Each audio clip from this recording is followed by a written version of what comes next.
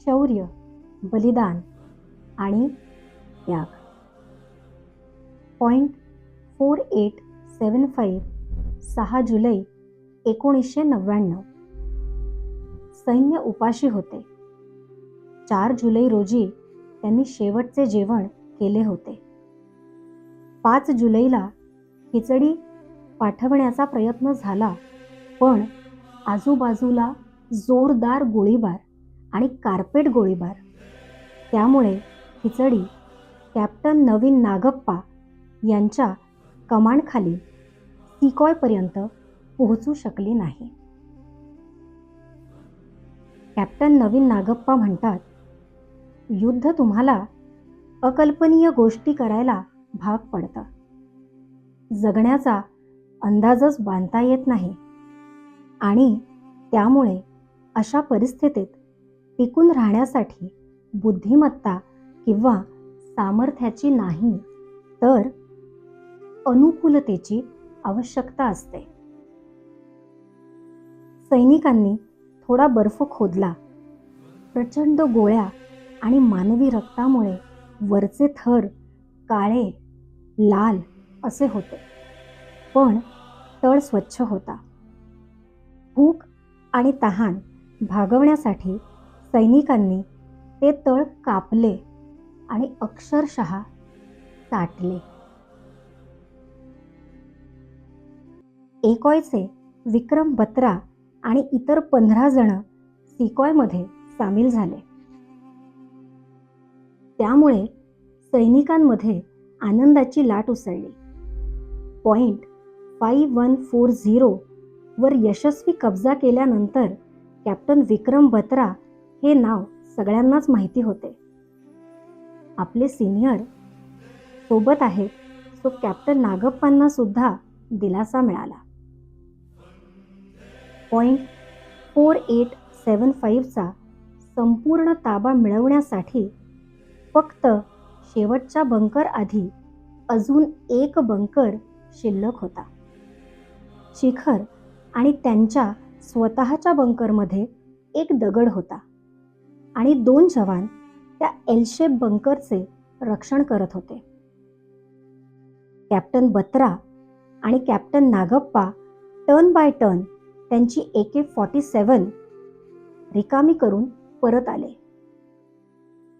आणि नंतर दुसऱ्या दिवशी 7 जुलै पॉईंट 4875 पासून एक बोल्डर दूर चिडलेल्या शत्रूने पहाटे बंकरवर ग्रेनेड फेकला आणि क्षणात कॅप्टन नागप्पांनी ग्रेनेड परत शत्रूवर फेकला.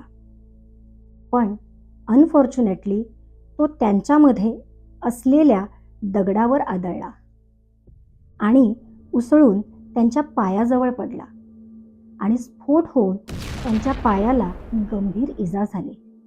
त्यांचा पाय लोंबत होता. बंकर कोसळला. गोंधळ माजला. शत्रू बंकर पुन्हा काबीज करण्यासाठी धावत असल्याचे लक्षात येताच त्यांनी पुन्हा AK-47 उचलली आणि परत गोळीबार सुरू केला.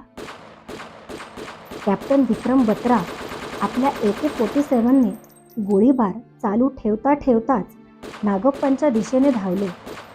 अन्ना, तू डर मत, मैं आ गया हूँ, छोडेंगे नहीं, हे शब्द.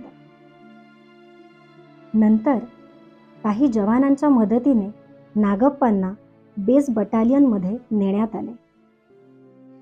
8 जुलै रोजी हेलिकॉप्टरने श्रीनगरच्या 92 बेस हॉस्पिटलमध्ये नागप्पांना नेले जात होते. नागप्पांच्या नर्सिंग असिस्टंटने अचानक त्यांना उठवले आणि म्हणाला, देखो साहब, पॉईंट 4875 पे तिरंगा लहरा रहा है.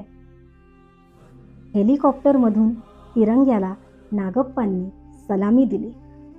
नर्सिंग असिस्टंट पुन्हा म्हणाला, साहब, इस तिरंगे की कीमत चुकाई है हमने. आज हाच पॉईंट 4875 हा पॉईंट कॅप्टन बत्रा पॉईंट म्हणून ओळखला जातो. असे अनेक सैनिक आपल्या सीमेवर सज्ज असतात, आपल्या रक्षणासाठी उभे असतात. म्हणून तुम्ही आम्ही शांतपणे आपल्या घरी राहू शकतो, आपापली कामं करू शकतो. अशा या सगळ्या सैनिकांना सलाम. आज हा जो काही भाग मी वाचला आहे त्याच्यासाठी हे पुस्तक मी रेफर केलं आहे. पुस्तकाचं नाव आहे भारतीय वीर पत्नींच्या कथा, सैन्यामागील शक्ती. रायटर स्वप्नील पांडे, अनुवाद सुनेत्रा जो. भारतीय वीर पत्नींच्या कथा हे पुस्तक म्हणजे चिरंतन प्रेम, धैर्य आणि त्यागाने भरलेल्या 7 सत्यकथांचा संग्रह आहे.